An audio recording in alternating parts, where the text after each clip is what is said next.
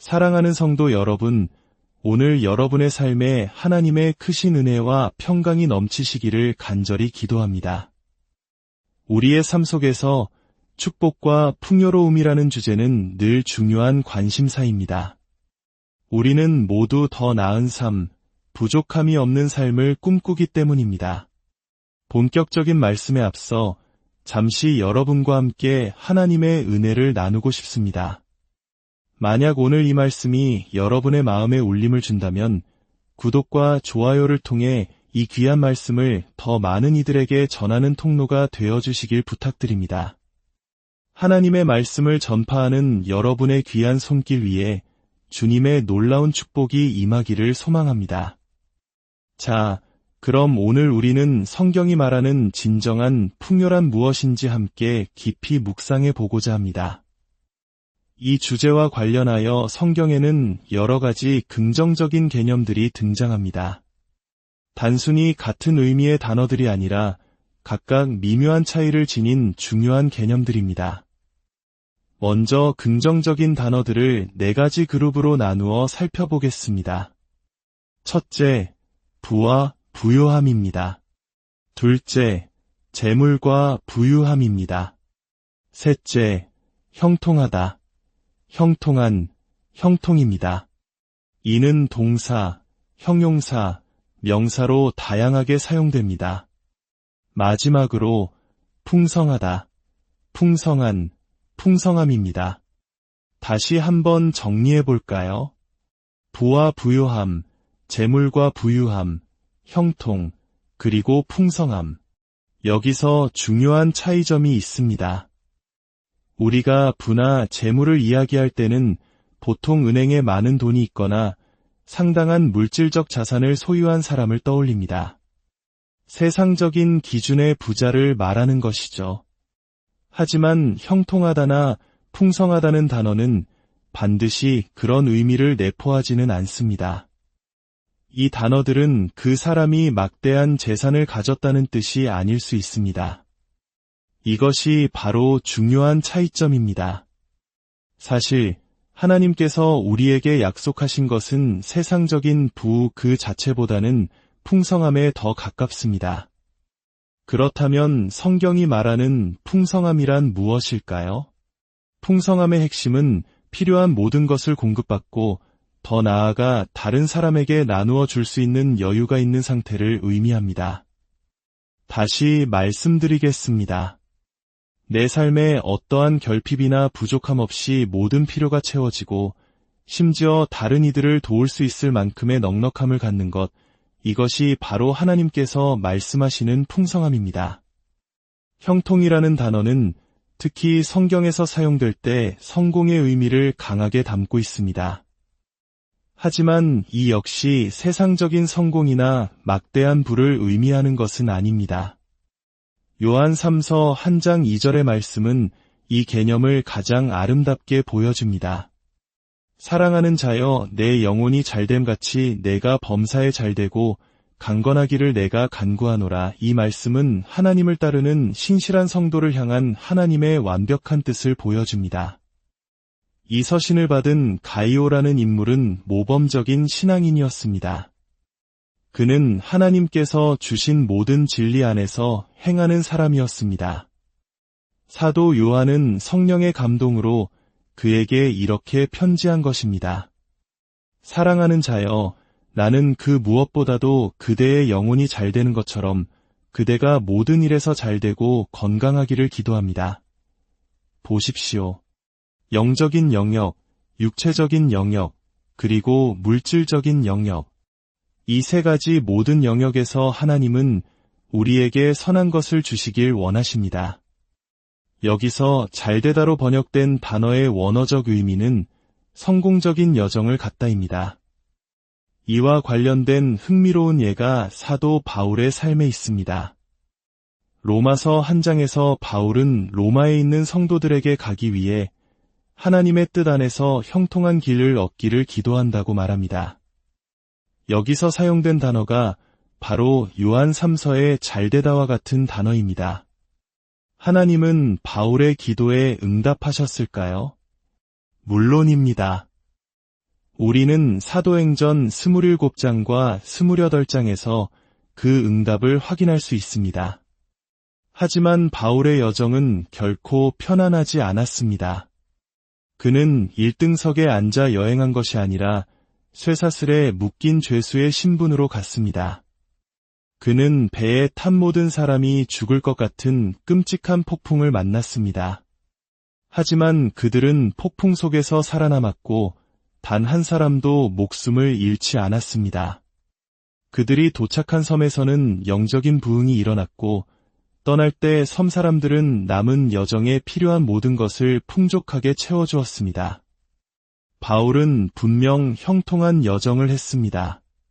하지만 그것은 결코 안락한 여행이 아니었고 세상적인 기준의 성공과는 거리가 멀었습니다. 따라서 우리가 형통과 풍성함을 말할 때 세상이 말하는 부자나 성공한 사람을 의미하는 것이 아님을 명심해야 합니다. 예수님의 삶을 생각해 보십시오. 그분은 큰 은행 계좌를 가지고 계시지 않았습니다. 물론 헌금을 담는 돈주머니는 있으셨지만요. 저는 예수님의 삶을 이렇게 묘사하고 싶습니다. 그분은 아버지 하나님의 신용카드를 사용하셨고 그 카드는 한도가 없었으며 언제나 승인되었다. 진정한 부자는 사실 현금이 많이 필요 없습니다. 신용 하나로 모든 것이 해결되기 때문입니다.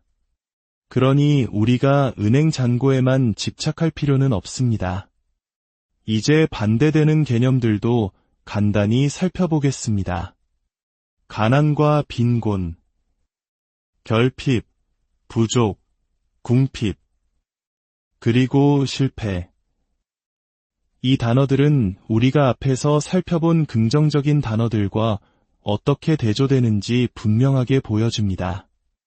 이제 이 모든 것을 바탕으로 하나님의 공급하심에 대한 5가지 기본 원리를 나누고자 합니다. 첫 번째 원리, 하나님의 모든 공급은 그분의 약속 안에 있습니다. 베드로후서 1장 2절에서 4절 말씀을 함께 보겠습니다.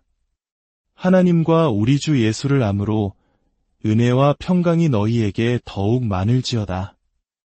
그의 신성한 능력이 생명과 경건에 속한 모든 것을 우리에게 주셨으니 이는 자기의 영광과 덕으로서 우리를 부르신 이를 암으로 말미암음이라.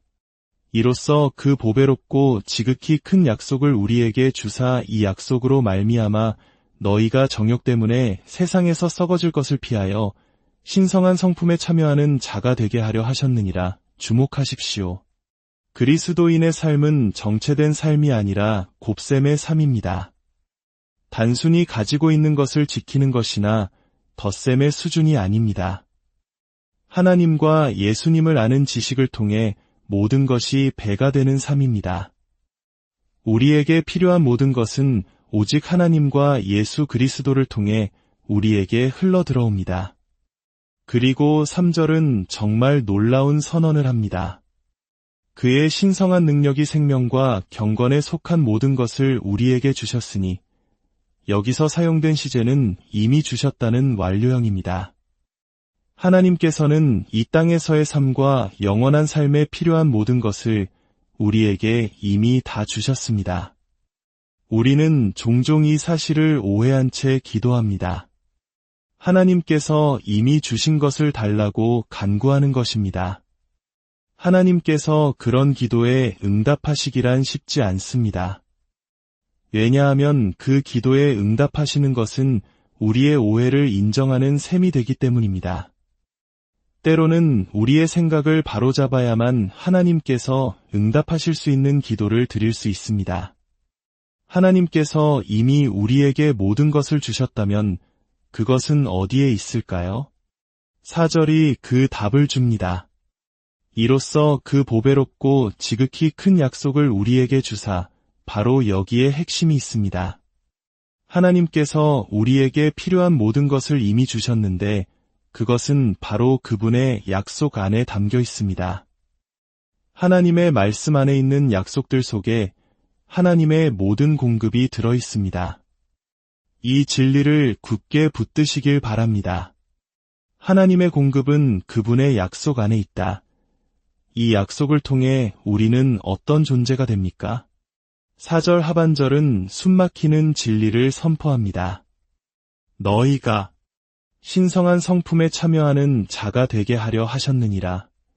이것은 우리가 하나님의 본성, 즉 신의 성품에 참여하게 된다는 의미입니다. 우리가 신적인 존재가 된다는 말은 매우 조심스럽게 사용해야 하지만 예수님께서도 시편을 인용하여 하나님의 말씀을 받은 사람들을 신이라 하셨거든 성경은 패하지 못하나니 라고 말씀하셨습니다. 하나님의 말씀, 즉 그분의 약속이 우리에게 임할 때 우리는 그분의 성품에 참여하게 되는 것입니다. 그리고 그 결과 우리는 세상에서 썩어질 것을 피하게 됩니다. 신성한 성품은 썩어짐과 공존할 수 없습니다. 우리가 하나님의 성품에 참여하는 만큼 우리는 이 세상의 부패로부터 자유로워집니다. 정리해 보겠습니다. 하나님의 신성한 능력은 우리에게 필요한 모든 것을 이미 주셨습니다. 이 모든 것은 예수님을 아는 지식 안에 있습니다. 하나님의 공급은 그분의 약속 안에 있습니다. 우리가 그 약속을 붙들 때 우리는 하나님의 성품에 참여하게 됩니다. 그리고 하나님의 성품에 참여함으로써 우리는 세상의 썩어짐으로부터 벗어나게 됩니다. 이 놀라운 진리 앞에 오직 주님을 찬양할 뿐입니다. 두 번째 원리, 약속은 우리의 유업입니다. 구약과 신약 사이에는 아름다운 평행 이론이 존재합니다. 구약에서 하나님은 여호수아라는 지도자를 통해 그의 백성을 약속의 땅으로 인도하셨습니다. 신약에서 하나님은 예수라는 이름의 지도자를 통해 히브리어로 여호수아와 예수는 같은 이름입니다. 그의 백성을 약속들로 가득한 땅으로 인도하십니다. 구약이 약속의 땅이었다면 신약은 약속들의 땅인 셈입니다. 여호수아 한 장을 보면 하나님께서 여호수아에게 주신 기본 조건이 나옵니다. 내 종 모세가 죽었으니 이제 너는 이 모든 백성과 더불어 일어나 이 요단을 건너내가 그들 곧 이스라엘 자손에게 주는 그 땅으로 가라. 내가 모세에게 말한 바와 같이 너희 발바닥으로 밟는 곳은 모두 내가 너희에게 주었노니 보십시오. 하나님께서는 내가 그 땅을 준다 고 현재형으로 말씀하시고 이어서 내가 너희에게 주었다고 과거형으로 말씀하십니다. 하나님께서 한번 주시면 그것은 이미 주어진 것입니다. 그 순간부터 그 땅은 법적으로 이스라엘 자손의 것이 되었습니다. 여기서 우리는 법적인 소유와 경험적인 소유를 구별해야 합니다. 우리가 예수님을 영접했을 때 우리는 법적으로 하나님의 상속자가 되었고 그리스도와 함께한 공동 상속자가 되었습니다.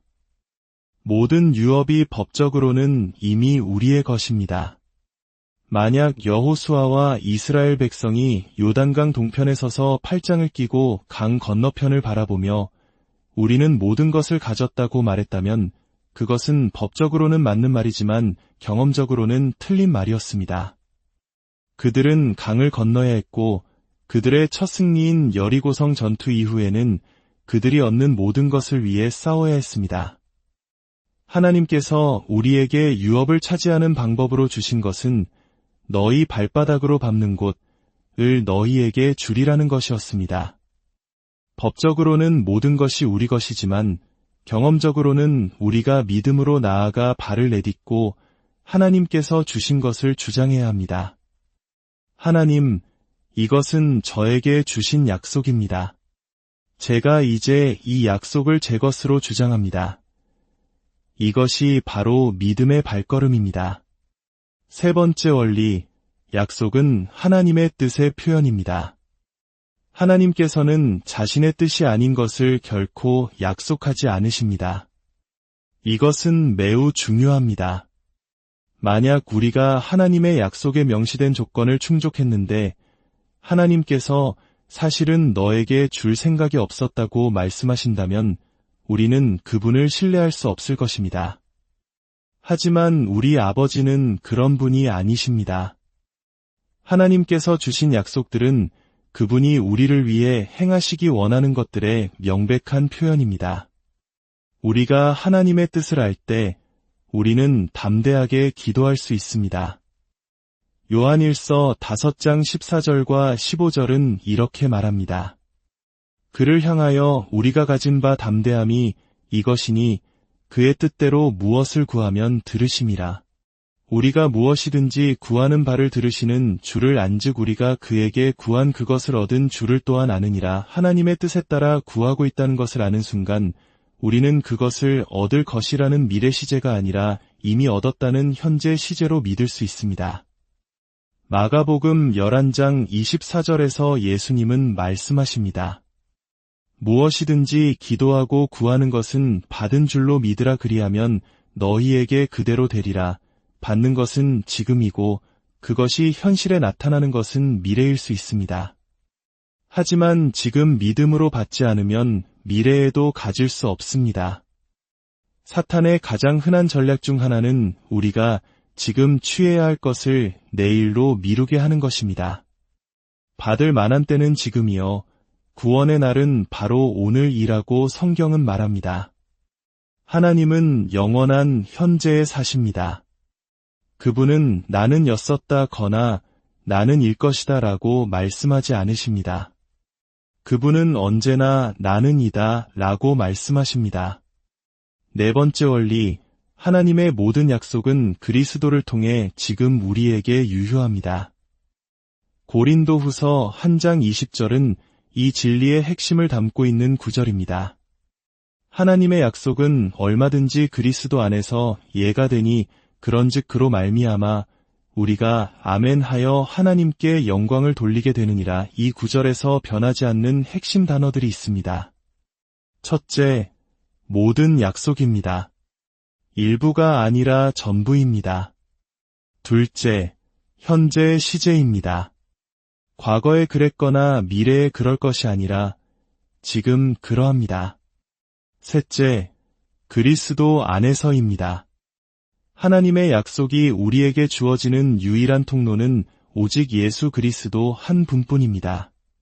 그리고 이 모든 것은 하나님께 영광을 돌리기 위함입니다. 우리가 하나님의 약속을 믿음으로 취할 때 하나님께서 영광을 받으십니다. 마지막으로 이 구절의 놀라운 결론은 우리가 아멘하여라는 부분입니다. 사도들이나 초대 교회 성도들 혹은 특별한 사역자들만이 아니라 바로 우리, 즉 오늘을 살아가는 저와 여러분을 통해 이 일이 이루어진다는 것입니다. 하나님의 모든 약속은 지금 저와 여러분이 그리스도 안에 있는 믿음을 통해 누릴 수 있습니다.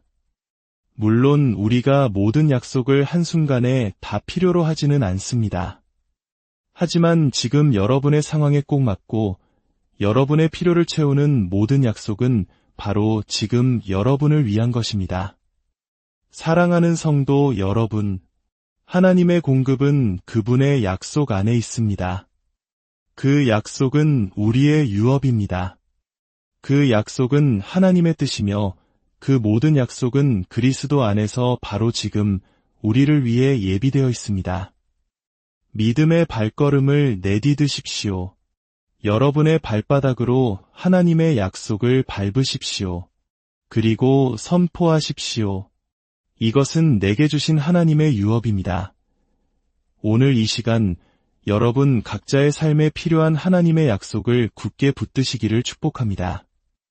여러분의 영혼이 잘됨 같이 여러분의 범사가 잘되고 강건하기를 우리 주 예수 그리스도의 이름으로 간절히 기도합니다.